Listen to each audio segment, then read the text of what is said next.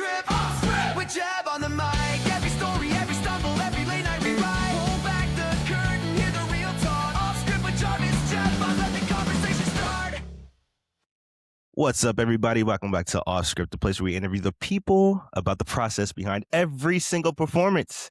Today, we have one of the dopest people I've ever met. Super cool, extremely talented, the lovely Tiffany. What's up, girl? What's up?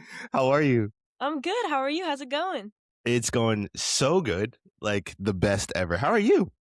I'm good. I'm really good. It's also going the best ever for me. Great. Where are you at in the world? LA, Like, where in LA are you? North Hollywood. Ah, yes. Same. Yeah. Yeah. NoHo area. Yeah, Is like, that's what I thought. I thought I was near you. yeah, LA is like, NoHo's popping right now with all Oh my the gosh, creatives. yeah. Like Everybody's out here. Yeah. Super dope. So for people who don't know, Tiff is a phenomenal pyrotechnician. Like, works with Blink-182, Tate McRae, Kendrick Lamar, and so many more. Like, this girl has always been the sweetest, always at a good environment, good energy, always speaks. And I had to have you on for that exact reason. I think you have a lot of skills, of course, professionally, but also personally that people love. I never heard anybody say anything crazy about you. Like you, I was like, I gotta yap to my girl Tiff. So what you been up to since touring with the amazing Tate McRae? Oh man. Honestly, for the first time in 3.5 years, I had a little break. Wow. How's that been? Yeah. Oh my gosh, it's been incredible. I like all of 2025 was go, go, go, tour, Yeah. and like nonstop. So honestly, after Tate ended in November, I was like, I'm taking a break. So yeah, I've just been kind of chilling and like I'm about to go back out again, hit the road again. But yeah, Amazing. honestly, just mostly I've done a few shows here and there in LA, but mostly It, chilling. you have such a unique skill set. I'm like, this girl is always gonna be on the go forever. Yeah, It's like I had to tell them, I was like, don't contact me. And they were like, oh, okay. right. Do okay, so in your world, do you work with a company? Are you more freelance? Is it see all the above kind of vibe? What is it? I was freelance up until last year. So Okay. now I work for a company, Strictly Effects, which is based in Nashville, but Oh, obviously I super live in sick. LA. Which is probably beneficial for them having you also here versus Yeah. just Nashville. We have an LA office. So like whenever new tours or new artists want to talk in LA, I kind of like will help out over here since I'm over Amazing. here. Yeah. Are you behind the scenes like building the pyro design as well? Or are you just the operator primarily or all the above? Pretty much all of the above.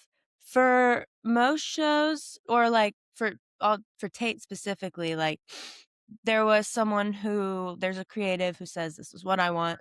This is the song I want it in and like helps guide it. And then I'll program what they want. And then when they add songs late, like Tit for Tat, for example, then they're like, oh, we want flames in this song at this part, kind of like this, and then maybe do something here. So then Yeah. I'll go in, I'll program in, and then if I have the freedom to design, then I'm like, oh, this will look really cool. And then Hell do yeah. that. Yeah. You're so good at that shit too. Like, so good. Thank you. Of course. Now, do you get to pick your own team? Like, I know a lot of like creative can pick their own teams. Music and direction can usually pick their own teams, X, Y, and Z. Do you get that benefit as well? I have say, Okay. but I don't necessarily go like, these are the people I want. And honestly, it's mostly because the people that I really love to work with are never available. So That's fair. if they were around and I was like, hey, I love this team, I want this skill set from all these people, then for Yeah. sure. But like for Tate, I picked one of my crew members and then was given another one. So sometimes I do and sometimes I don't. I'll That's honestly fine. they'll be like, this is who we think would work well with you. And I'll say, okay, cool. Like and then they'll tell me their skill sets. And I'm like, all right, great, sweet. For sure. So how do you cultivate that, right? Because sometimes when you work with the people you know, it's always fun, right? It's instantly fun. You can trust them. You have that great relationship. But when you're working with someone, it's like, oh, hi, you're here on show day. Nice to see you. how do you as a leader, how are you cultivating that environment to keep sure the standard is high, but Mhm. also like your team was always fun. They were Yeah. always lighthearted. They were good people. They worked very diligently, but they always spoke. Like I was like, that's coming from leadership. That's not just the people. That's a testimony to who you are as a person. So how do you cultivate that? It has been a journey for me personally because also, like, being a leader, but also being a female leader Yeah, has its own challenges. And so when I first started in this leadership position, I was like, "Oh, I'm gonna rule with an iron fist. Like, sure. I need people to respect me, and I need this, and I'm just gonna be like, 'You're doing this, you're doing that.'" Then I found out that didn't work. Sure. I found out pretty quickly that was not the way to do it. And Yeah, so, like, the way that I now like to work with my teams is when we all come in and I'm like, all right, we're going to be spending a lot of time together. And to me, it's the show first. Like, yes. do what you're going to do on your off days, hang out with who you want to hang out with, but always, always be ready to work. And always, always, like, the show needs to happen and it needs to be flawless. Yeah, And aside from that, whatever. And so then I'm like, but also, as long as you guys are doing that and I'm doing that, let's have fun. We're here for so long. Like, yeah, so many months I'm away from home, I'm away from the people I love. I'm like, so like, let's create a good environment because I've also done tours with maybe people that I didn't quite vibe with like that. But I'm like, okay, I'm here for the show. Maybe we're not going to be the best of friends, but we'll get along. You sure. you trust me and I'll trust you. And then I also am always like, if you ever feel uncomfortable with anything or like have questions, like I want, and that's when I was like, oh, I need to be in charge. No one really wanted to ask me questions because they were like, Sure. huh. And that's when I Yeah, was like, I got to change something. So now it's like very much to the point where I'm like, show first, but also like your mental health, like you also matter. yeah. So, like, let's make it fun. Let's make it chill. And like, if you have any questions, concerns, comments, like, come to me. I love that. You Yeah. took it upon yourself to almost clock the results you were getting and then adapted to it. And it's like, okay, cool. Let me try a different approach. Mhm. That's so valuable because so many people have an idea of what they want to do, and then they're not flexible. And I mean, we're in such a crazy world that the whole Yeah. thing is about being flexible. Be flexible with your schedule, be flexible with, call times, like just be flexible with how the day is going to go and keep it fun. So once again, that is a massive testimony to who you are. Like Thank you. massive testimony. So when you're dealing with the adversity, right? Because you're dealing with fire. Like Mhm. this isn't a thing like drums. If I miss a hit, like the world can't burn down. you know, Right. Right. if something goes haywire with you, bad shit can really happen. Yes. So you're trusting your team. Do you guys do safety debriefings? Like, how does that go? Mhm. Yeah, so basically, like, at the start of every tour, no matter how long anyone's been doing it, because a lot of times, even if I'm, like, in charge, I have people who've been doing it way longer than me. So, but at the beginning, I'm just like, "Hey, fire extinguishers are always around the stage. This is how you use it, pick it up, pull the pin, shoot it, aim and shoot." And that's like the basic fire safety. But then every single day, I'll do like for pyro specifically, I'll check continuity so I can see when I click certain things, like, oh, I'm seeing this is going to go off. I'm seeing that's going to go off. And something unique about pyro is you really don't see it go off until the show. So, like, Right. we don't get to do rehearsals like everyone else, which is awesome. I love like, it's a thrill for sure because when something Yeah. doesn't happen, I'm like, "Oh god." But, but then with the flames, we have what's called, you have to arm them before they'll shoot. So even Okay. if I were to hit the button to shoot them, nothing would happen unless I've, like, armed them, which they'll flash a light. So I would always be, like, arming Okay. flames, and then the team would go down the line and be like, "Good, everything is flashing. Cool." Oh, And then dope. every day we had to do a, pyro demo. So that just mostly means that a fire inspector would come, and I would take them around, show them, "This is what we've got. This is shooting that way. This is shooting this way." And then sometimes they would be like, "Okay, I wanna see it." And then we would just shoot, like, a piece and be Okay. like, "Ta-da, safe." Is this And like a fire sometimes marshal? yeah, fire marshal. Okay, got it. Mhm, mhm. And then sometimes they're like, "I don't need to see anything." And we're like, "Oh, okay." Okay. So but yeah, there's always, like, so many safety checks before anyone ever goes on stage. For sure. That's you guys' world is so interesting to me. Mhm. Like, I never how did you get started in that? 'Cause I'm so interested in other people who's, like, not musicians because I Mhm. never even think to do these types of things, like fire, choreography, being a truck driver, being a like, these other occupations, I'm like, I never even thought this was a thing. Like, how did you get Yeah. started into it? On accident. Okay, yes, I love Because this. I didn't even know that it was, like, a job. I've, Yeah, like, saw shows, obviously, and was like, "Ooh, fire, cool," but yeah. nothing in my brain was like, "People are doing that." But I was in college, and my friend was like, "Hey, my dad needs help with something. He's, like, doing lighting or something at some, like, convention center," and I was like, "Okay, money?" And she was like, "Money." I said, "Great, I'll be there." I'm in, yeah. I'm in. And so I got an email, and it was from Austin City Limits, the music festival. And they were like, "Oh, your credentials will be here and this and that." And I was like, "What? Huh?" And so I showed up and they were like, "Oh, hey, you're going to help us out. We're doing pyrotechnics." And I was like, "Oh, no. I think there's been a massive miscommunication." And they were Okay. like, don't worry about it. Like the last guy that we tried to hire smashed his finger 2 minutes in and passed out." And they were like, "So you're up What? next." And I was like, "Oh my god." What a Like, crazy intro. exactly, and I was like, "Oh, okay, I guess." And I mean, obviously, when you're first starting, we're not like, "Here's explosives, have Right. fun." It's just, like, more of like, "Oh, go fill the fluid for the fog," or more like Sure. things like that. But yeah, I went and I did that, and I was like, "Oh, this is kinda cool." And they were like, "You're kinda good." And so then I did a few, like, when I say a few, I mean, like, 4 festivals over the span of, like, 4 years after that, 'cause Okay. had a whole 'nother job and, like, just graduated college, and, like, that wasn't the path I had seen for myself. Sure. Then COVID happened, and everybody went back on the road at once. And Yep. so I started getting people reaching out to me being like, "We know you haven't, like, really done this a lot, but we also know you've done it. Do you wanna go on tour with Kendrick Lamar?" And I was like, yes, I What a guess." crazy ask. For 6 What? months, like, leave in a week for 6 months, and I was like, I mean, I've been in my house forever, so yeah, let's do it." Yeah, deal, And then I right. just never stopped. So yeah. Wow. This is so crazy this dang industry is. Like, you can think you're gonna wanna do one thing and Mhm. then all of a sudden pivot. Okay, but you mentioned you were in college at the time and you had a whole what was that career path? Could you share?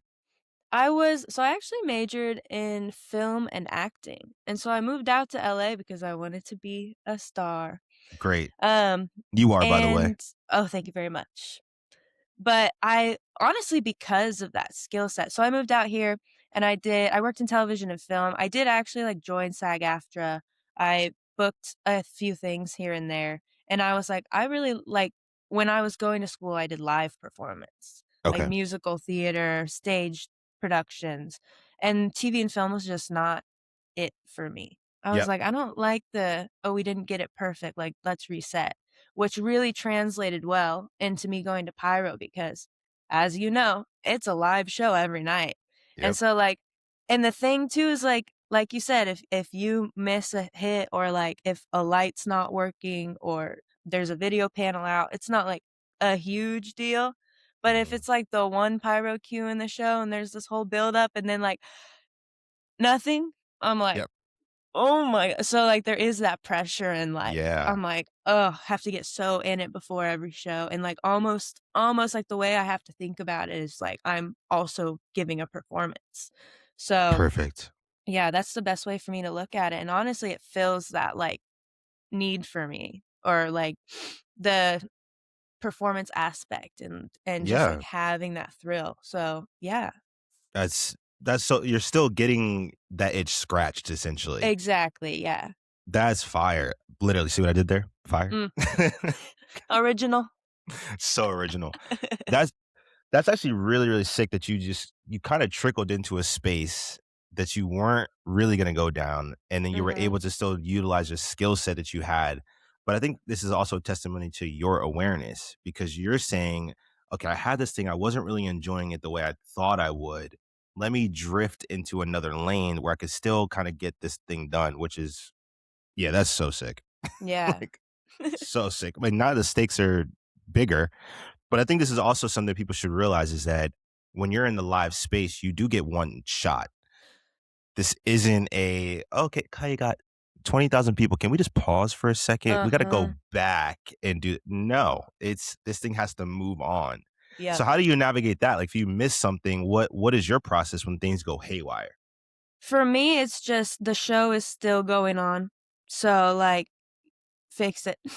Yeah, Fix it and fix it fast, like, because it also depends on the team that you're working with. Because sometimes I'll work with teams where I, like, obviously realize something and also I should say that for Pyro, if something obviously there's always unknowns for sure. everybody, and Yeah. things do happen, but 99.9% of the time, if something's going wrong, it just means it's not happening because there's so many safety protocols and aspects that it's just maybe you forgot to turn the key, maybe you forgot to arm the flames like we talked about. So, like, Yeah. when I say things aren't, like, happening, I don't mean things are catching on fire and the stage is burning down. I just mean like, "Oh, that cue should have happened and it didn't." But Sure. instead of me freaking out about the cue that already passed, I just gotta figure out how to make the next one happen and make sure it's gonna happen. So and I've had people screaming in my ear like, "Why isn't this happening?" And I'm like, "This is not the time." Like, we're Right. and Yeah. then yeah, and then there's also been people who are like, well, she obviously knows something is wrong as I'm like frantically like hammering buttons and like talking on the comms and Yeah. so, but yeah, long story short, just like the show's still going on. So let's make it the best we can with what we've got. Right, short-term memory. Like, that's really Exactly. the key. It's like, it happened, but you got, 45 minutes left of the show that you can be excellent. Just focus Hmm. on that, and we can figure the rest out later on. Yeah. Isn't it I'll just go bang my head against the wall when I get back to the hotel. I'm like, "Ah." it's always crazy when people panic. Like, I always notice that when you panic, bad shit just keeps happening. Yep. And it goes to, like, kinda what you're saying, when people have these responses like, "Oh, what's happening? Why?" And you're panic, it's like, "Hey, guys, we're figuring it out. Like, this is happening in real you see me on the comms, right? You see me, like, Hmm. relax. We will figure out what's going on, and we might have to make a judgment call of, 'Yo, no more pyro tonight.'" Have you Exactly. have you had to make those types of calls? Yeah. Got Yeah. it. Due to weather or like someone's posse is all of a sudden on stage, like, right on top of where Pyro is gonna be shooting off of, like, there's Whoa.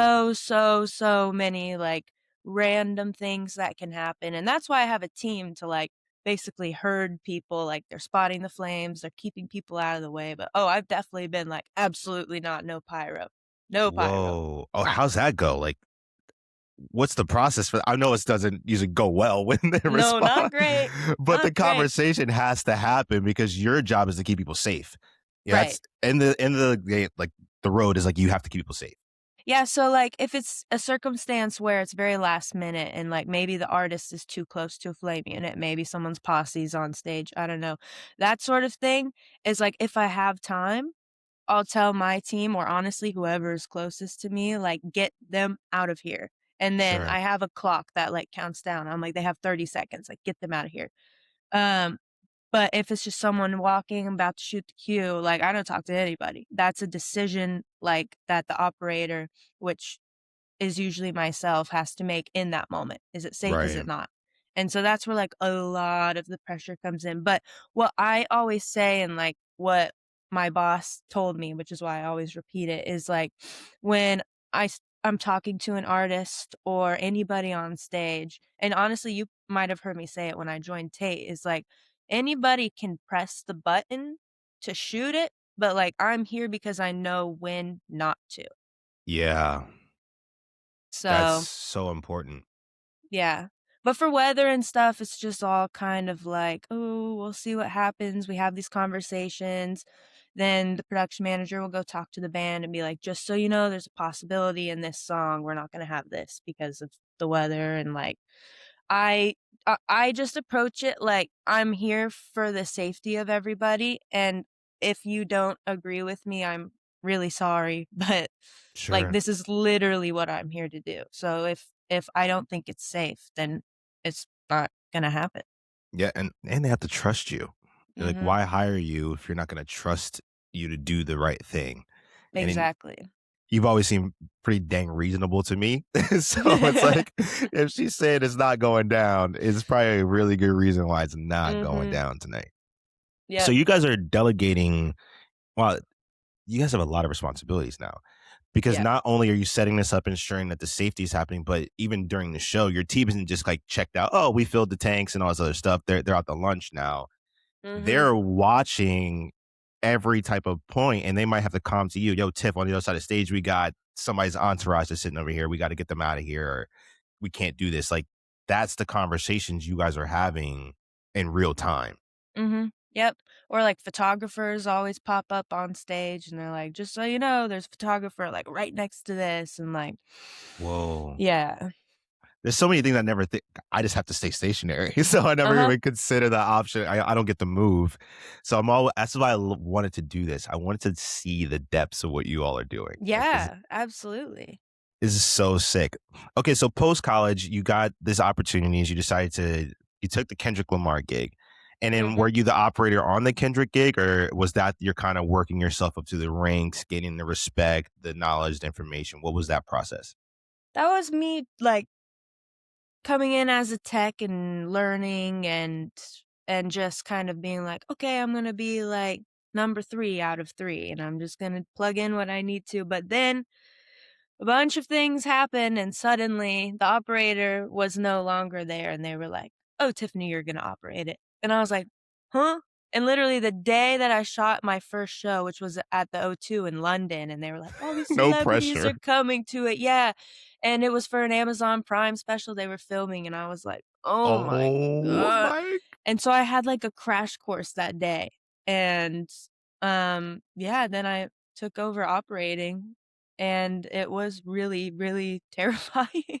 Oh my Um, goodness. yeah. So and then from every tour since then, I've pretty much operated.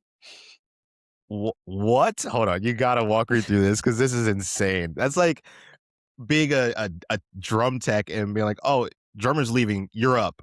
What? Yeah. No, that's Like, exactly what it was. what are we talking about right Mhm. now? Okay, yeah, I gotta hear this story. So, operator ends up leaving for whatever the reasons were, and then now they're like, "Tiff, you're up." Mhm. So you get a crash course. How are you staying composed? Like, are you taking notes, or have you been paying attention throughout your time there? Like, how do you navigate this time and stay calm, cool, and collected to make sure, all the things you need to do are going Mhm. to go well? Yeah. I had, like it was my first tour, so, like, as far as touching a console or anything that made things go off, I Yeah. was like, "I don't need to be around that. That's not what I'm here for." So, literally had never touched it, never looked at it, didn't really, like, know anything about it. And so I just sat there and got the little crash course and I took all my notes. I started opening like I had manuals open for everything and like Yeah. it was that show was like honestly for that I mostly just needed to like do all the arming and whatever and hit play cuz it was on time code. Okay. Cuz if it was something crazy, they wouldn't have done that. They wouldn't have trusted me. Sure. But essentially it was like pretty easy but just having never done it, I was like and there's so many like I said, there's so many safety protocols. I'm like, I have to click here, then I have to turn this, and I gotta make sure I do this, and it's just like and if I don't, which a few shows later I didn't, and nothing happened for, like, an entire song, and I was just like, "Oh my god, like, Right. this is horrible." And but, you live and you learn, so, like, since then, I'm, like, just checking absolutely everything at, like, every 5 seconds before it goes off, like, "Still good, still good, still good." So, but yeah, that was a stressful day. No kidding.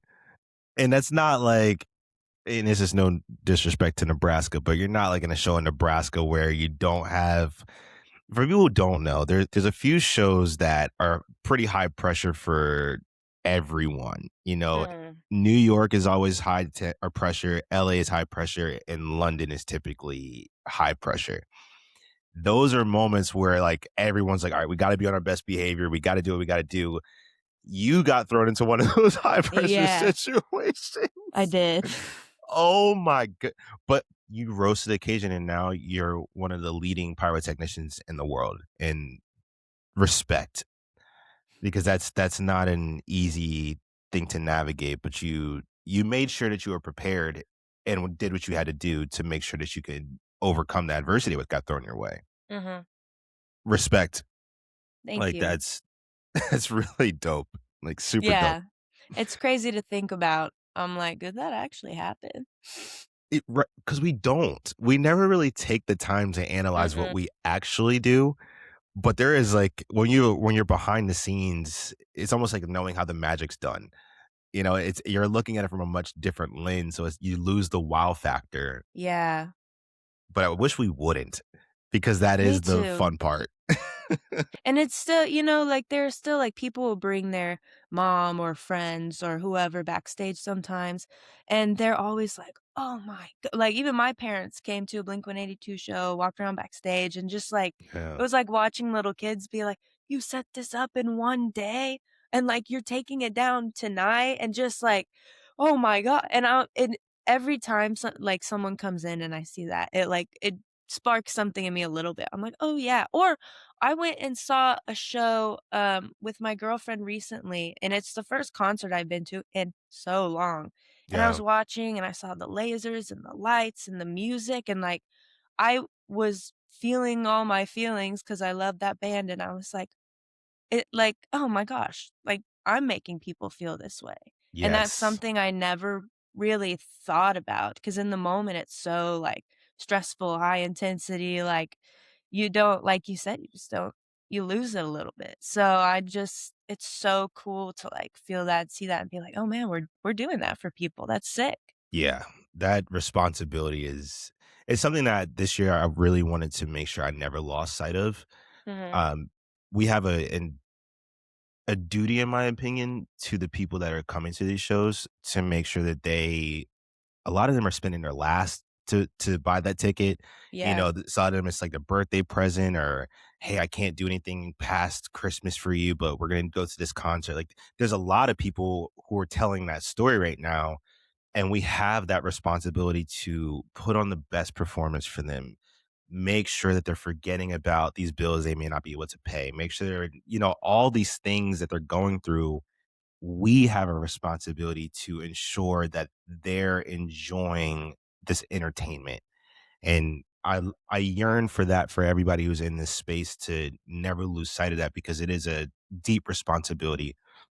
I think we know because like production rehearsals suck sometimes, and all these Yeah. like tedious details are not the most ideal. But the show moment, I pray that for us, that as people who are in the entertainment space, that we don't lose it at least show day. Mhm. Show day, just lock on in. Yep. Like, that's dope. So in your team, what types of roles are there? Because there's so many people like myself that aren't familiar, right? I'm looking like, how does one even get involved in Mhm. this world? Like what's the steps? Like what do we do?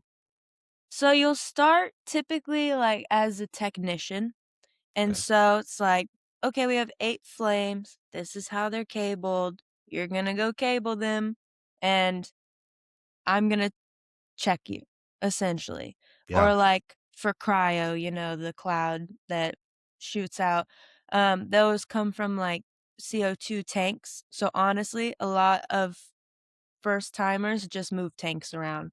Okay. Like, I know you saw Margot with those tanks rolling by, like, All the time. Yeah. mhm, 'cause it's more of, like, manual labor as you learn the technicality of it all, Sure. and you'll typically have a few technicians, not necessarily, like, always new people, that's just where the new people start, but there are people, incredible technicians, who are technicians because that's just, like, their bread and butter. They can fix Yeah. anything. There's an issue, you got 30 seconds to fix it, like, I want this guy.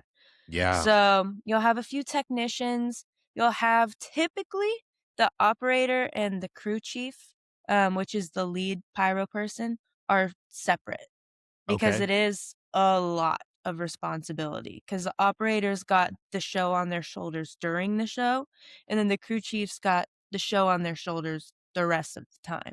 So to Got it. do both, like I did, is always like a lot. It's a lot. Yeah. So typically those are 2 different roles, and then you'll have, like the crew chief will have their second in command because it's, like I just said, a lot, so, I can't be everywhere at once, like, "Hey, I trust you, go tell the team to do this." And Sure. that's kind of how it is, and then for people who aren't going on the tour but still involved, there's an account manager and a project manager who, like, get the ball rolling, do all the quoting, start talking about the stage layout, the creative design, maybe Yeah. start doing some gentle programming before coming out to rehearsals just to have something to show. For sure. And then they'll come to rehearsals, maybe 1 or 2 shows, and then just kinda disappear and leave it to the crew. But there's usually someone out there to help us, like, get the ball rolling. Yeah, that's I feel like every department has the same infrastructure. Is that like the Yeah. more I'm talking to people, I'm noticing the same infrastructure exists. It's just different titles. Mhm. So if someone wants to get started in this, do they call a company? Do they how does like what's step one? Oh, man.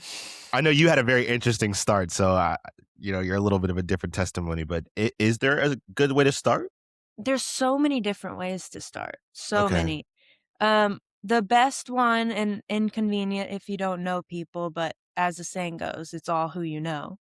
Facts. So, but that's even like if you know somebody who knows somebody who knows somebody in the touring industry, like even if they maybe don't necessarily want to have you reach out to them, they can ask them questions, how they got started, and get back to you. You can email companies. Like I know my company has a email address for inquiries and like job stuff, and That's you cool. can do that.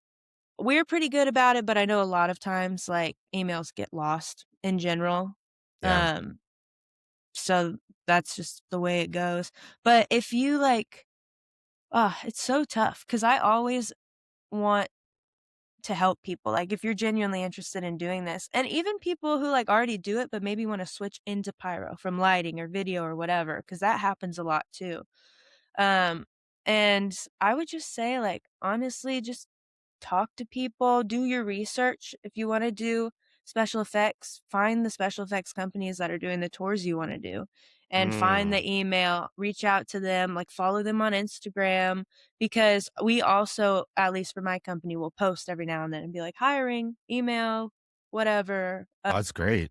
Yeah, so it's just like, if you're really interested, educate yourself on like for audio companies, there's Claire and Eighth Day and lighting companies, there's Upstate. Like learn the companies that do the tours and then follow them, see what Mhm. they're doing. Don't don't like click on people tagged and things and start messaging them. Can't say that's a great approach. Sure, sure.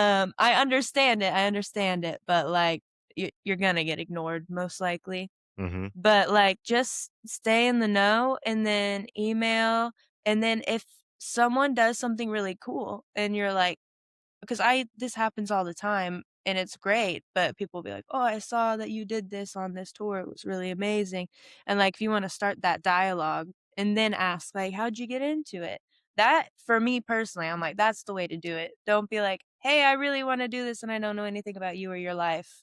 How can I?" Right, yeah, absolutely. I'm like, at least stroke the ego a little bit. Yeah, be human. Don't just Yeah. it can't go straight to transaction. Mhm. 'Cause there's this I think people forget that there's so many people that we know. So it's like if I needed someone, there is a laundry list of people that are already verified that we know Yep. that could do the job. We trust their personalities. Like you just raw dog in a DM is crazy work right now. I Mhm. respect the mentality, but shape it differently. That makes me want to engage. That's yeah, that's a Yeah. gym. It is that and ticket requests, I know you know, like, "Hey, Oh, man, haven't seen mm-mm. you since college. Can I get tickets?" Nope. Sure can't. Oh, Yeah, you sure can. It's called Ticketmaster.com. yeah, exactly. Like, I think people don't understand that those tickets have our names attached to them. Mhm. It's not just, oh, there's it's like, no, it's Tiff's guest two that goes. So if you do something and you get drunk or you're belligerent or anything like that, they're gonna be like, okay, who is this person? They're gonna look at the ticket like, yo, Tiff, what's going on with your person? Mhm. That's a bad rap. Actually, this is a good thing. Okay, so when you refer people, right? This is also important because your name is Mhm. also on the line. So what are you looking for out of those people where you're like, okay, I can't refer them for this, or do you have an honest conversations? Like, look, I think this person's dope, but Mhm. I have pretty honest conversations, but if I know the person, I always go to them first because the other thing that people probably don't really know about the touring industry is it's so cutthroat. Like literally, when you get fired, no one tells you. You're handed a plane ticket, and all of a sudden, your next 3, 4 months of work are gone, yep. and you're at home. Like it is truly terrifying. Hmm. Um, and I've seen it happen. And like for the first couple years, I was like, oh my, like genuinely had to check with my boss so much and be like, am I doing good? Like, Yeah. please let me know what I can do better because that's just the way it is. Not always, but most of the time. So I like to have conversations with people and be like, either like, hey, you're not really pulling your weight and I Mm, need you to step up and I need to see some change or I'm gonna have to like swap you out for somebody else who like really wants to be here. And yeah. sometimes it's due to an attitude thing or like maybe it's just a tough tour and they're not there yet, they're not ready for that. And sometimes it's just like you're trying so hard and it's not you or what you're doing, but it's maybe too much for you too soon.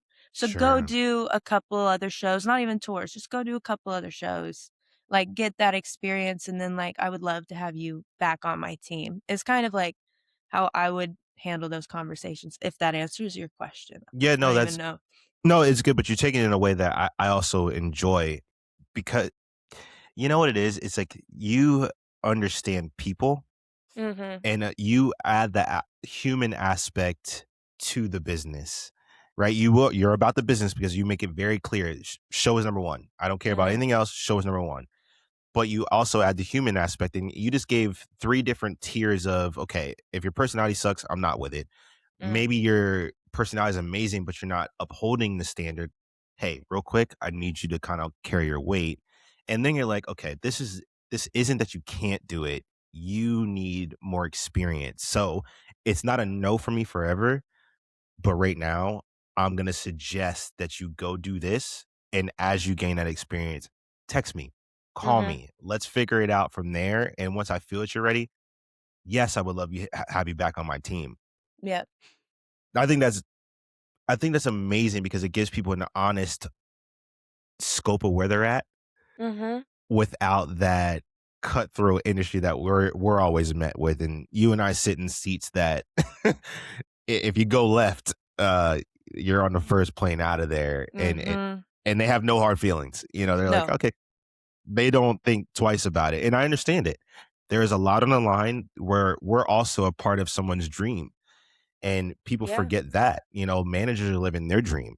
Artists are living their dream, and we are an aspect of their dream. And if they don't feel like their dream is coming in across the way that they want it to, they have to make a switch to get this product across the line. Mhm. So when you're dealing with maybe personality conflicts, because this happens, this is tour. We hang out with people all the time. We're on the road for months and months and months. We're dealing with every emotion, right? Mhm. How as a leader, how are you cultivating an environment to stay upbeat and positive when, they're working 18-hour days, 5 days in a row with a Mhm. disgusting travel day and all these other aspects of it? You're responsible essentially for the camaraderie. How are Yeah. you handling that? That is still a tough one for me because, like, I am not a morning person. Yeah, sure. And so, like, I'll wake up and be like, "Honestly, don't talk to me until I'm holding, like, a mostly empty cup of coffee." Yeah, that's fair. For starters, I always tell my team that because 'cause I'm like, "I don't hate you, I'm not mad at you. I don't want to bring negative energy, like, at the start of every day." I'm like, "But for for me, like, I'm gonna be transparent with you. Let me have my coffee." And because yeah, but I have learned, honestly, just to rely on my whoever my second person is, Mm. which for every tour I did last year, I had the same guy, I had Alan, and Oh, he yeah. was like yeah, he was my Great right guy. hand, like, he Great was guy. always there, he's the best, he truly is, like, such a hard worker, so kind, and, like, he Yep. I learned a lot about my leadership style and, like, how to cultivate a good environment because of him, because he Wow. always had an incredible attitude, and so, like Always. yeah, 100%, and you know what? He had some really not great days, like, I knew Yep. he was going through it, but that he was just so positive, and, like, I'm I may be in charge, but I'm still learning from my team, and so, like, I know that I'm not great in the mornings. So I'm Yeah, like, "Alan, this is what I need done in the mornings," like, and he's like, for "Okay, sure. got it." And so then from there on, like, the rest of the day, I'm just like I try to check in. "How are you guys doing? How are you feeling?" Like, I don't wanna every day be like, "Let's have a therapy session," and, like Sure, but, it's like, time "Are consuming. are you doing okay?" And you know what? If you're not, let me know where I can pick up the slack. And if I'm not, like, I'm gonna tell you where you can pick up the slack. I just, like it's honestly about trust. I think the way you can have the best environment is trust because, like, trust that if I'm upset with you, it doesn't mean I hate you. And Yeah, trust that, like, if something goes wrong, maybe because you overlooked something or whatever, like, trust that I'm not gonna instantly fire you for one mistake. Like, yes. it's honestly all just about trusting each other and knowing that even, "Hey, we don't get along. I don't really like your vibe, you don't really like mine," but trust that we're gonna make the show happen, we're gonna work together, and then that's it. Right. I think I love the thing that you said, and this is something I love about leaders. When leaders are vulnerable, and it doesn't mean you have to show all your cards. I'm not saying that, but you Mhm. you had a vulnerable thing, guys. I'm not good in the morning. I'm really not. I need my coffee, and then I promise you, I'm going to be solid in the morning. Alan's got your back. Yep. Until this coffee is done, you and I just don't really need to talk right now. But your Yep. team will respect that, and they're not going to look at you crazy like, oh, this girl needs to be phenomenal all the time. That's just unrealistic expectations. But when I know that about, a musical director or a creative director, anyone I have to directly work with, our artists, for example, like we get to work Mhm. directly with them often. I know when they're in a good mood, a bad mood, if things are whatever. I know. And you just, hey, you good? Yeah? Okay, cool. And leave Mhm. it, leave it alone. And they'll usually get themselves out of this because we've Yep. all been here. We all know how to self soothe, hopefully, Mhm. and then you kind of recover. But I think for people, they should understand that what you're saying is like depending on your team, trusting that your team and is gonna have your best interest at heart as well. They're not gonna be like, "Oh, Tiff's always Yeah. an asshole in the morning." No, that's not real. It's like Mhm. she's just human and she's being honest with you. So I love that type of leadership. You're a dope leader for these things. Thank you, I appreciate it. It's Yeah, been but I honestly, like, I need you to know it has been such a rough journey for me. Like, sure. it's been every single day I learned something new about how to be a better leader, and, like, your leadership style for one group of people is not always the same for another. So, Right. I really appreciate you saying that, but it also has been, like it's been a long road. Yeah. I mean, what type of adversities have you dealt with that has shaped your leadership style? You mentioned before, like, obviously you're a girl in the industry, and that's Mhm. 100% tough in a male dominant industry. Like, I get that. But what have you experienced? I've like I'll just touch on that real quick because it is important, like, Yeah. especially for any women wanting to be in the industry. It's Talk about as much as you getting want. yeah, it's getting better. I'm seeing more women, everywhere, and it's getting so much better, and, like, I love it. I'm like, I don't there tends to be sometimes, and this is with everybody, men, women, whatever, like, there tends to be a little bit of, like, "Oh, if you're here and I'm here, like, one of us has to be better than the other," and, like, sometimes those environments are formed, but what I'm seeing the past couple years is, like, whenever there's a bunch of women on tour, we're all like, "Women! Like, yes, Yeah, let's yeah, get yeah. it." Yep. And I don't know how it is for other people. I've talked to other women on tour, and, like, the general consensus is it's pretty tough. We're trapped with, like, a bunch of dudes, like, maybe an 85 to 15% sort of Yeah, thing, like 15% women, maybe. That's a high number. yeah. And, like, sleeping on the bus with them and, like, seeing them all the time, and, like, it's a long time to be trapped with people, and it feels almost like an experiment where I'm like, "Oh, I thought we were cool, but I guess not anymore." I don't know. You're Uh, right. but I have, like, especially on the Tate tour, like, all the girls were so kind to each other and, like, so encouraging, and I'm like, so it's gonna be tough, it just is. It's not a lifestyle that's, like, good for anyone really, but Sure. then also, like, like, having your period while being on the bus is pretty horrible. It's Yeah, pretty horrible. So, like, there are things like that that are just not ideal. But for me personally, like, a lot of times, I walk in the room, I've talked to these people, I've never met them, but they know my name, we've emailed, we've had Zoom calls. I walk in with my team, and they're like, "Hey," to the guy standing next to me, and I'm like, uh, like, I know you know, you guys, like, I had a whole conversation with someone about Pyro and, like, the safety and, like, "Oh, no, we can't do that. No, we're gonna do this," whatever, and I was like, "Oh, let me call our Live Nation guy to talk about the barricade and the crowd and whatever," and he came over, and that guy was like, "Oh, the Pyro guy's here," and I was like, "I am the Pyro guy. What are you talking about?" Like, what? "Huh?" So What is that? that's yeah, I don't know, and I don't think like, what I have to tell myself is, like, it's not personal. It's for Yeah, how long they've been doing this or whatever, like, there and you know what?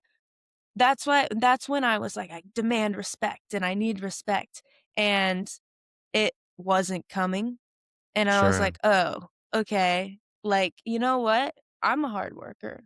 I trust myself. I trust my team. Fine, you wanna go to that guy? Whatever, he's just gonna come to me, and then you're gonna figure out pretty quick it's just gonna be faster to come to me." Yeah, you're gonna have to talk So to me then anyway. that's yeah, exactly. That's what I kinda started doing. I was like, "Alright, you know what? And I tell my team, I'm like, "If they come to you, whatever, just make me aware, because that's when it gets, like, dicey is when I'm not told something. They're, "Well, I told this Sure. person," and I'm like, "Well, shoulda come to me." Absolutely. Um, yeah, so that's been tough for sure. And then just, like, working with other departments, it's always like everyone thinks their stuff is the most important. Yes. So, like, this So has to true. go here. Well, this also has to go here. Well, that can't go here. And, like, that sort of, like, butting heads also happens all the time. Yeah, But it's like you said, as long as you have a good personality, I feel like, and you're pretty good at your job, hopefully, like, you really can overcome. I've gotten out of it's like people have straight up screamed at me because no one told me something they were supposed to. And I was like, "Oh, I'm sorry," and they're just, like, yelling, "Blah, blah, blah," and I was like, "Hey, whoa, I'm sorry, that didn't get to me, like, can you just tell me and I'll make sure it happens?" And, yeah. like, he, like, genuinely was like, uh," and I'm like, "Okay, Right. like, it's not that deep, it's really not that deep." It's hard to argue by yourself. Exactly. It's So, really hard to argue by yourself. yeah. You're dealing with a lot, and I don't know how y'all do it, right? Like, dealing with so many aspects of the job that's already intricate, but then the aspect of dealing with a career field that is not in favor of you, right? Mhm, And I can empathize. I can't directly relate, but I'm mhm, I'm in a situation where oftentimes I'm the only person of color on stage, right. or in my sector, which is fine with me. I'm good with it. I think it's cool. But there is differences, right? You have to learn how to navigate that. You have to learn how to, respect the culture of what's there. You have to learn how to adapt to your surroundings, but also you have to learn how to still be true to yourself Mhm. without rubbing people the wrong way, Yep. which is a very delicate dance. And do you also experience things like that? Oh, yeah, absolutely. Because 'Cause I'm like, you know, I could do this, which will probably make you happy, but that's not how I do things. So, Right. how can we meet in the middle? Yeah, you're always looking to be reasonable. Mhm. I think I'm noticing more and more that as long as you're reasonable and fair, things typically go okay in adversity. Like, oh, I want to put this thing here. Like a lot of times, band is an afterthought, and it's not just any specific camp. It's just kind of what it is. They Mhm. design the stage and they put these things in certain places without considering the people that have to be there. And I get it, right? I completely understand. When I get in those moments, I'm like, okay, this is actually in the way of what I actually need to do my job. Can we move this? Well, it's going to impact this. Yeah, I get it. Like, I really do understand. However, that person on stage is depending on me to Mhm. play this perfectly. This being here right now is going to hinder that. Can we figure out a compromise? The, in your world, does that go pretty far with you, or do you feel like kind of being more bullheaded goes further? No, that goes pretty far with me. The thing about Pyro is, like, typically, if we're saying something can't go there, it, like, actually really, really can't go there. So, Yeah. like, the Okay. compromise is tougher because it's like, we are shooting explosives, there's heat from the flames, like, you wanna put that there, that's gonna catch on fire, you wanna like, so it's a little when it Yeah. comes to, like, us kinda negotiating, it gets a little dicey because 'cause I'm like, "I swear I'm not being difficult," but, like Yeah. and not to be like, "It's this or that," but, honestly, do you want flames or do you not?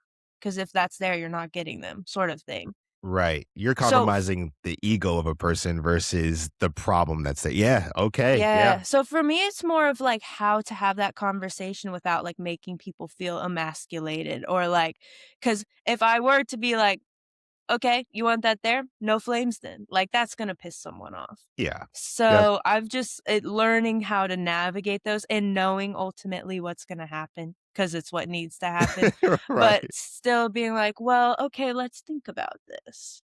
And Sure. so and, yeah, I'll always pitch options, like, unless it's, like, that really, really, like, cannot move, like, absolutely, we did that a few times on Tate, our Pyro truss was lower, and it was affecting lighting, and it was affecting all these things, and I was like, "Well, what if I move my stuff a little bit so that then this can move and you're all happy?" And it was great, there were literally, like, 5 of us on the stage, like, Yeah. staring at the sky, and so, yeah, it's for me, it's more of like how to make people feel heard and like also without sacrificing myself being heard. Yeah. That's a really delicate dance. Mhm. Once again, this is why you're a good leader. Having that, because most people don't have that awareness. Yeah. A lot of people that, and for those listening and you want to be in a leadership role, I've learned that leaders are not, they're chosen by their peers. To be Mhm. true, like you can be, the title can have a leadership thing, but people don't want to listen to you. They want to work for you. They want to be around you. That's not a leader. That's a manager. You're in a spot that is just, you're managing people. When people want to follow you, that means you're actually leading them. And Mhm. there's attributes and characteristics of a good leader that people who are essentially submitting to their title and their role, because that's what we have to do. We all submit to something, is they choose you. And that comes down to your leadership style. That comes down to making them feel heard, which is what you're saying, making them feel like they're valued, which is what you're saying, not being unreasonable, which is what you're saying, Mhm. providing solutions without a harsh no, is what you're saying. These all characteristics and attributes that you have are what makes a fantastic leader. And once again, respect to you. This is why I wanted to talk to you. And for people who don't know, like, I just play drums, right? Like I'm just there. So Tiff and I didn't see each other too often, Yeah. but I saw all of those things in passing of walking up the stairs to my drums, coming back down, like just those small interactions. And then of course we'd hang, upside stage from time to time and things like Mhm. that. And you were on my side. So the part of the fist bump ritual that I Yeah. have. But that's how clear it was to me how dope you were. There was no doubt. I never saw your team down. I saw them focus and didn't like the terms that they were being dealt, and that's fair. But they Mhm. were never in a situation like, fuck this, I hate these people. Like they weren't Yeah. in that vibe. You were never in that vibe. That's awesome to me. Mhm. And once again, it's just a testimony to how phenomenal you are. So Thank you. you need your flowers and very deserving of it. I appreciate it. Absolutely. All right. So, what makes someone, in your opinion, and I know we've kind of touched on this, but like easy to work with versus being, well, let's just say easy to work with at the highest level, right? Because at the highest level, there's typically more stakes. Mhm. There's more money that's been involved in this. There's more time. There's more energy. We're at a point where we're also helping the artists live their dream. They're trying to cultivate this type of thing. What makes someone easy to work with, and what makes someone difficult to work with for you? I like for me, the number one thing that I love people to have is just drive. Like, Mm, if I can tell you are driven and you really, really care about the show and you really, really care about making it happen, no matter what mood you're in, no matter what's going on, no matter like how much knowledge you have, honestly, like if I can tell you want to be there, I probably like working with you. sure.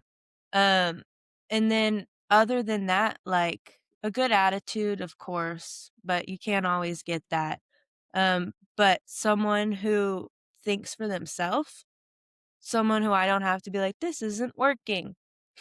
Yeah. Can you go fix it? Like Yep. so many times I would see something not happening and I would look and my team was already like on the move without me saying anything. Yep. And then it got to the point where I'd be like, "Oh yeah, was that fixed?" And they'd be like, "We did." So, um, but yeah, people who can like someone who can think for themselves, spot a problem, and troubleshoot it, and if they can't, then have no shame in coming to me to help. Like, oh, that's another thing, like asking for help. Someone who can ask for help. Driven, someone who Yeah. can ask for help, who like thinks for themselves, like all really great qualities. And even if I don't like your personality, I probably still like working with you. Yeah, that's big. Mhm. That And that also then is big. Whew. yeah, and then like a bad personality obviously like kind of sucks to work with. Yep. But like I said, I mean, if you have all those aspects, maybe it's fine. But in regards to ugh, like for Pyro, anyone who, if during the show I don't see you locked in, and I mean like locked in, it's people's lives are on the line, like Yeah. literally. And like when we're doing our Pyro demo and stuff, like if you are not there with me in those moments, and you've probably seen it too, because 'cause I'm fun and chill, but there is a flip that switches where I'm Yeah. like, "Hey, cool, good to see you. I'm not right now." And, Yep. like, I need that boundary has to be there, or I'm not we're not gonna get along. Yeah. Cause like yeah, so I need the focus and intention and drive. But honestly, like as far like, it's the usual stuff. I don't like lazy people, like Right. rude people, that sort of stuff. Yep. But other than that, I'm like, "I'll work with you." Yeah, for sure. You need to see that effort. I need Mhm, to see that effort, that focus, that willingness to get this thing across the finish line the best way possible. I think you said something to me that I always enjoy. I love a fun, enjoyable, relaxed environment. mhm. However, if I say, yo, we got to get this done, and you can't switch it, you got to go. Yep. You got to get out of here because essentially you're not respecting it. You're only enjoying it when it's fun and relaxed for you. Mhm. What happens with the most part of it when we're dealing with high pressure tension, that aspect of it? Can you switch it and understand. Also, something, and you could see if you like this. What about criticism for you? Right, when you have to give criticism, and I'm always constructive criticism. Mhm. What are you looking for out of the person? Are you looking for someone that is like immediate swap? Like, what are you looking for? I'm looking for usually some kind of change, like just even the tiniest acknowledgement that you heard and understood that Yeah, criticism. And no, not immediate, because sometimes it's something that's like, oh shit, okay, I need to do that, or I need to stop doing that, or whatever it may be. It takes time. But like if I can see, or if you like check back in with me and like, hey, am I doing better? Or I like, honestly, I just need to feel heard. Even if I can see you're trying, but you're not really doing what we talked about, yeah, I'll just talk to you again. But no, a little bit of effort goes a long way with that. for sure. What about the people that want to give you 3,000 excuses of why they did something? Absolutely not. Like I genuinely, and I've said it. I've said it one time, and it was, I don't feel great about it. It was not very nice, but I was like, I do not care. I do not care why. I Yeah. do like, and it was so like, but this and he and they and and I was like, I do not, I literally do not care. Hmm. Don't let it happen again. Okay, That's but it. nope, no buts. That's it. It's Yeah. over. Oh no, absolutely not. I hate that so much. Everyone that I've had on it all feels the same way about that, and I Mhm. agree. I think people need to understand that your department heads have been through way more than you have been. They truly do not give a dang about why you did what you did. They really don't. Mhm. They just need to say it. It needs to change. And I promise you, they forgot about it. They'll only remember if you mess it up again. Yep. People feel the need to be like, but I did. Yo, hey, I don't actually have time for this. Mhm. Like, we have so many other things to sort out right now. We truly just don't have time for all of this stuff. And the only thing I'm hearing is that you want to tell me why you want to do what you want to do. You're not in charge. Mhm. You're really not in charge. I just need you to do this. So- Yeah. My favorite is, like, honestly, anytime something like that happens, what I've just started doing is I'll look at the person, won't really say anything, and go, "Is that gonna happen again?" And they'll go, "No." And then the conversation has been had. And that's a that's enough for gem. me. Yeah, Yeah, that's a because it gem. doesn't even open up the door for them to start, but. It, like, the question is asked, and it's answered, and we're done. Yeah, you don't even. Wow, that's smart. You eliminate the Mhm. possibility of pushback. Yep. You made it very clear. Do you get it or you don't? Mhm. Great. I hope you really have a great day. See you in a minute. You want to Yep. go catering? Like, it's really over Exactly, yeah. that fast, but it gets drug out when people want to drag it out for no darn reason. Mhm. No, you're so dope. Once again, your leadership style is fire. Like, yeah. Fire. You're so dope. All right. Well, I have a fun rapid fire segment. You be down to go through it with me? Oh my god, I'm nervous. Don't be. It's all light questions, no wrong answers. I'm just going to judge you in front of your face. That's all. Okay, cool, perfect. All right, let's get it. Number one, Batman or Superman? Superman. Oh, okay. If you could have one superpower, what would it be? Teleportation. Same. Really? Yeah. I feel like especially with our job, though, like, it would just be so nice. Oh, yeah. Okay. And I'm going to elaborate. Do you want the teleportation that you can take things with you, or teleportation of just your person can go? Ooh, I feel like maybe, like, airplane style, like, one carry-on item. Yeah, yeah, okay. I'm totally. I always think, I'm like, what if I wanted to just like take my friend with me? Can I do Oh, that? yeah, exactly. Oh, that'd be Oh, that would be so sick. sick. See? All right, what's your one most random like tour essential, and not something that you tap for your career, but your person? Oh god. Oh, sour candy.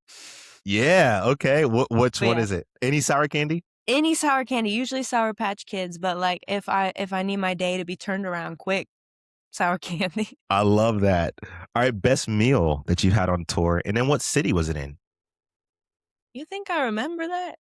Give me an idea. Okay. Um, well, Any good places for food? Let's go there. Make it something more broad. okay. I mean, New York always has incredible food. Yeah. Seattle, incredible food. Yep. Seattle's great seafood. Yeah, Seattle's got the seafood down. On Yeah. Kendrick, actually, in LA, our catering team made a, like, cream puff tower. It was so good. It's not a meal, but it was so good. That sounds phenomenal, actually. Yeah, that's great. Okay. What's your biggest tour pet peeve? Like, what's something like instantly annoys you? It's pretty much anything on the bus. Like, people not closing the doors to the bunk on the bus, like, Yes.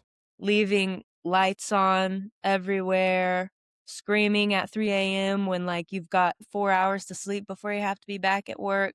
Yep. Yeah. Oh, I'm with you. That's Mhm. so disrespectful.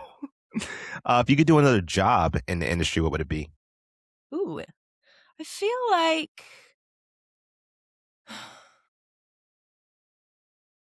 another job in the industry. I feel like I don't know, Jarvis. That's a tough one. I'm like, It's- I love my job so much. of course, you're not leaving it, but if you do anything else, Um, it's how you know she's where she's supposed to be, ladies and gentlemen. She's I know I'm struggling right like now. thinking too hard about this. Honestly, I might be crazy and be like, any other job in the industry, I'd probably want to perform. Like that's what I Yeah. started out wanting to do. So Respect. Any performance aspect like musician, dancer, artist? probably just a singer. Dope. You want to I be can't that's really pretty cool. dance. Okay, that's dope. What's your pre-show like lock-in routine? Do you have one? Yeah, about like maybe 10 minutes before changeover, so still like 30 minutes before show, I'll like kind of sit by myself. I'll go to the bathroom, I'll get my energy drink, Yeah. and I'll walk to my console. I'll do all my checks again for the 500th time. And then I'll shake out my hands. I'll be standing there just shaking out my hands. Yeah. And sometimes people are like, "What are you doing?" And I'm like, "Don't worry about it." Just Yeah. to like get the jitters out and lock in. And then that's pretty much it, and then I'll talk to my team. We all feeling good? Okay, cool. I feel good, you feel good, we feel good. Do all the checks, Yep. verbally say the checks, and then, all right, let's have a great show. Have a great show. That's Mhm. dope. What would you say the main difference between rehearsal and showtime is? Oh my gosh. The main difference is that the show is not incredibly boring. I hate rehearsals, especially for us because it's always like you're watching it and then they're like, "Oh, just say the cues when they're gonna happen. We're not gonna shoot the pyro." So Right. everything's happening and I just go, "Flames." Yep. Like, God, okay. I never thought about that. Mhm.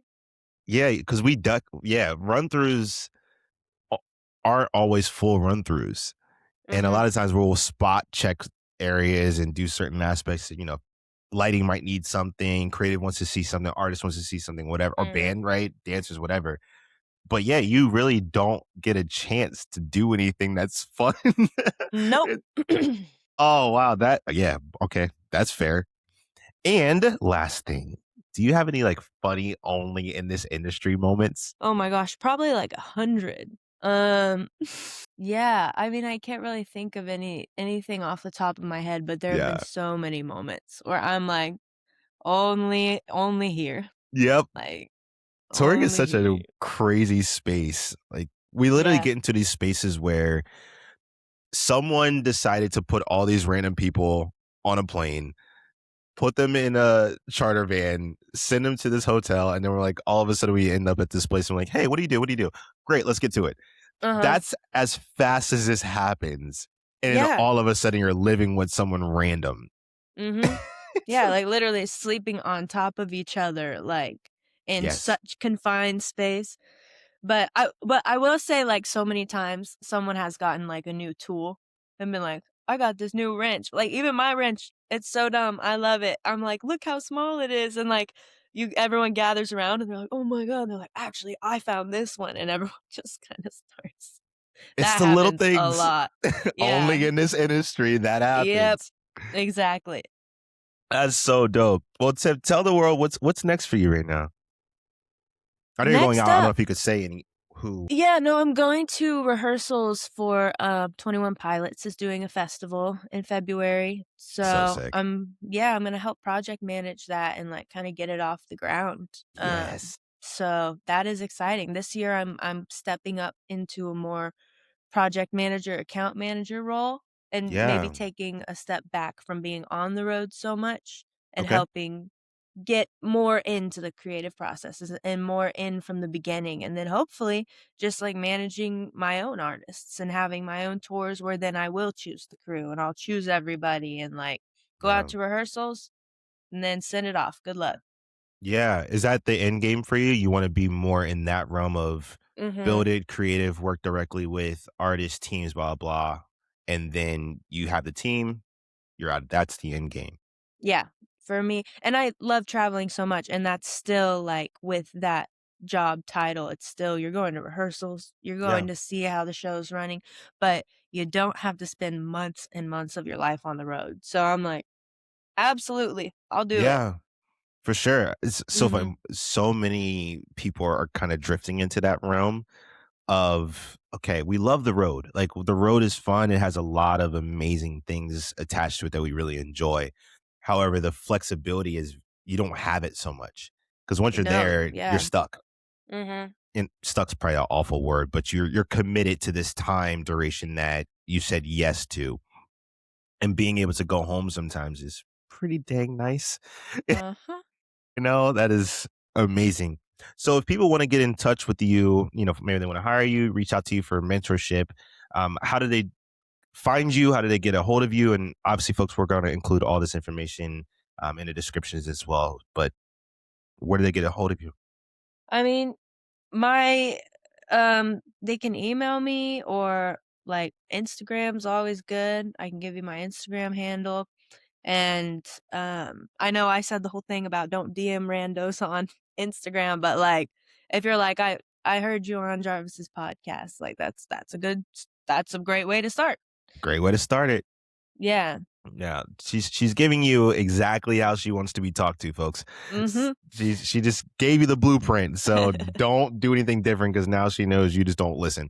Yep. Um, so I love that. Well, Tiff, thank you so much for being here. Like it means the world to me that you took the time out today. Truly, Yeah, thank you for asking me. It's so good to talk to you. absolutely. We're gonna do a part two for sure if you're down. Yeah, please. I love that. Well, ladies and gentlemen, Tiff. Off script, off